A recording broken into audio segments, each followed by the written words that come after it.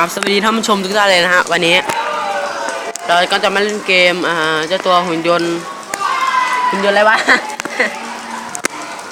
ไอ้ซ่าก็คิดว่าเป็นหุ่นยนต์แล้วกันนะฮะใครอ่านภาษาอังกฤษออกก็อย่าลืมคอมเมนต์ว่ามันอ่านจังไดนะฮะโอเคเกมนี้นะบอกได้เลยว่ามันใช้เน็ตนะนี่ไงพ่อมึงตายสัตว์เฮ้ยรออีกครับมันมีเน็ตเต็มเน็ตไม่ใช่เน็ตกล่องเพื่อนแต่ก็เล่น YouTube ได้อยู่เล่นเกมไม่ได้ใช่มาฮะไอ้แซ่บได้ไหมลองดูก่อนไอ้ซ่ายัดพ่อมึงไอ้ไม่ใช่ยัดแม่ไอ้สัตว์โอ้ยวันนี้ก็มีแค่นี้สวัสดีครับ